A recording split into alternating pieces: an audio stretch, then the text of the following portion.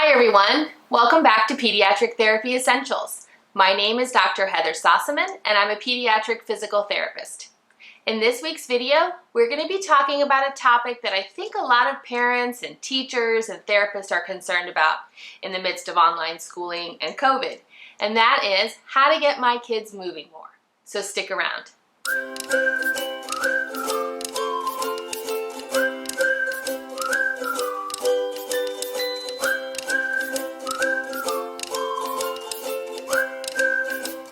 Hi everyone and welcome back. If you're new to this channel, I'm glad you're here today. And if you've been around a while but you haven't subscribed, please consider doing so and turning on the notifications. And if you enjoy this video, please give it a thumbs up. Movement is an important part of every child's day, whether that movement comes through play, through structured activity, or simply getting from point A to point B. And on a typical school campus, kids have regular periods of activity and movement built in throughout their day. Sometimes these periods are very small and the kids don't really even realize that they're moving. Kids in elementary, preschool, and daycare might get the opportunity to walk to and from the drop-off area, to and from the bus loop. When they get into their classrooms, they move between centers and small groups. During their day, they move to and from the lunch area, to and from special classes like art, music, and PE. Then they get playtime during recess and physical education. And all of these small periods of activity really add up throughout a school day. When we think about our middle and high school students, they get the opportunity to move between every class change. And sometimes their classes can be spread apart on campus and require them to walk a long distance really quickly. They also get the opportunity to walk and socialize during lunch. They get the opportunity to walk to and from the drop-off area or to and from the bus loop. And many of them participate in sports and after-school clubs and activities that also allow them to be active. Now I realize that all of these periods of movement and exercise are small, but when you add them up over a day, it can create a lot of activity. Unfortunately, during the COVID-19 pandemic, a lot of our children are now participating in virtual school, so they're not getting that movement throughout their school day. And many of their clubs, sports, and activities have also been limited, again, limiting activity. And all of this limitation in activity is simply not healthy for kids. I think many of us are familiar with the negative consequences of not being active. In kids who aren't active, they may not be burning as many calories, which can lead to difficulties with weight management. If they're not challenging their muscles, they may lose strength. And if they're not challenging their bones and joints, that can have negative consequences on the health of their bones and joints. And sometimes we forget about mental health. And there's a lot of research that links exercise to the release of serotonin, which is a feel-good chemical in our brain. And if we aren't exercising and moving, we may not be getting as much of that chemical, which can really have an impact on our mental health. The U.S. Department of Health recommends that all kids between the ages of 6 and 17 get 60 minutes of vigorous activity each day. And that may not seem like a lot, but with all of us stuck in front of computers for learning, that can be a challenge. Now, the positive effects of exercise are pretty much the opposite of the consequences. So when we exercise, we improve our metabolism and burn more calories, we challenge our muscles and get stronger, we challenge our cardiovascular system and improve our heart and lung health, and we get that important release of serotonin, which can improve our mental health and our sense of well-being. So now we know why kids need to exercise and what can happen if they don't. How do we get them to do it? In this week's episode, I've got some simple games and activities to get younger kids moving. And in next week's episode, I've got 4 short 5-minute workouts for older kids. So let's jump in. One of the easiest outdoor activities to do with younger kids is a sidewalk chalk obstacle course. And these things have blown up since the COVID-19 pandemic on social media and YouTube. So I've got some really simple activities that you can incorporate into your sidewalk chalk obstacle course. The benefit of these courses is that they can be specifically tailored to the likes, dislikes, strengths, and weaknesses of your child. So let's check them out. There are an endless number of creative ways to set up your sidewalk chalk course. I like to include a few basic categories of activities. First, I always include a balance activity like walking on a line.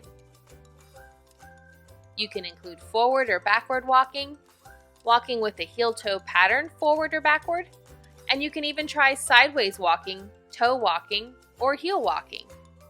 Whatever pattern you choose, just write the pattern name at the beginning of the line. If you're an artistic person, you might try drawing alligators or crocodiles next to the line so kids can pretend they're going to get eaten if they fall off. Next, I include several jumping activities. Jumping over different shapes is a lot of fun.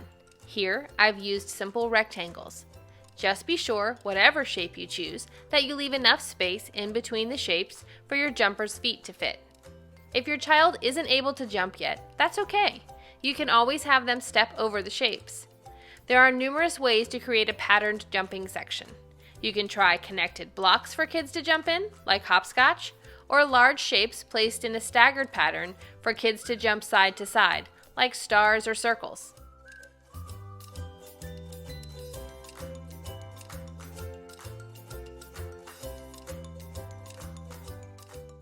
The next item I include is a rotation activity.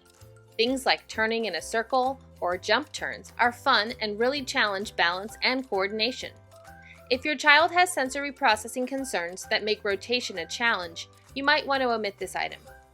If you add a small container of bubbles next to the section where they spin and turn, children can hold the bubble wand out and create bubbles as they spin.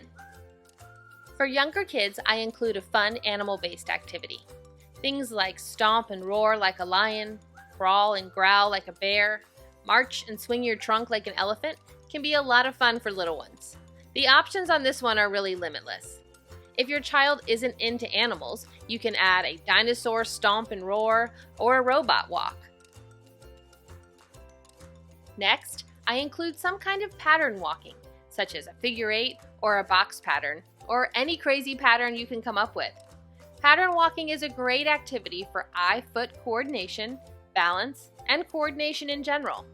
No matter what pattern you create, just be sure to add the small arrows along the path so kids know which way they should walk. The toughest item in my course today is the box jump. In this activity, you jump from box to box while turning in the air. I use feet drawn in the boxes to show which direction the jumper should land. This item is pretty advanced. Easier jumping ideas are small boxes big enough for 1 foot for jumpers to hop in, or small boxes big enough for 1 foot placed in a staggered pattern. Jumpers hop with the right then the left foot through the boxes. And last but not least is the race to the finish line. No matter what items you add, sidewalk chalk courses will definitely be a hit with your kids. All right, let's check out all the pieces of our course together.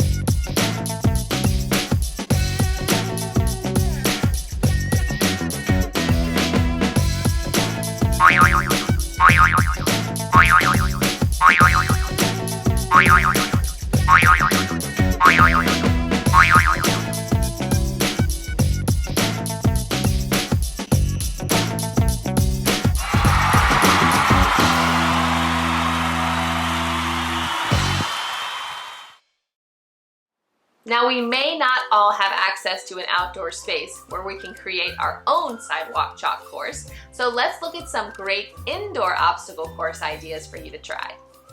Okay, let's explore some simple ways to make an indoor obstacle course challenging and fun. Just like in the sidewalk chalk course, we can think of these obstacles in general categories. The first one is pattern walking.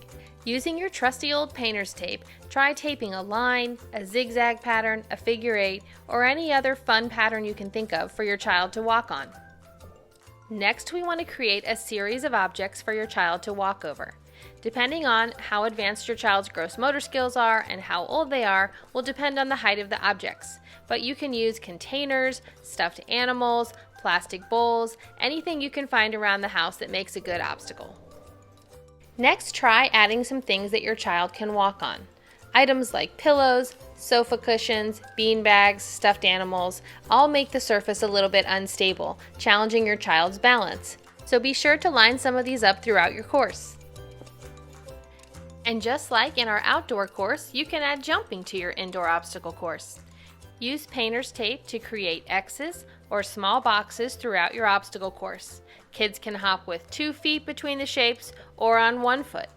The final category is things to crawl under. Most kids love crawling through tunnels, so create your own tunnel at home. Use bar stools or chairs and place sheets or blankets on top to create a cool tunnel for your kids to crawl under. You can also create a tunnel between your coffee table and your sofa with a sheet. Another simple and great way to get some activity with your kids is to dance it out. There's tons of videos out there on YouTube. I'm sure you've seen plenty of them. Try some of those with your kids. And remember, if your child's having a little bit of trouble keeping up, you can always slow down that video by adjusting the settings on the playback section for YouTube. I hope you guys enjoyed those simple ways to get younger kids moving. If you'd like any more information on those activities, please check out the blog post that's associated with this video. You can find that on my website, pediatrictherapyessentials.com. And if you'd like to get your hands on some free printables that go along with all the activities we did today, please check out the store tab on my website. I hope you guys have a wonderful week, and I will see you next Saturday. Bye.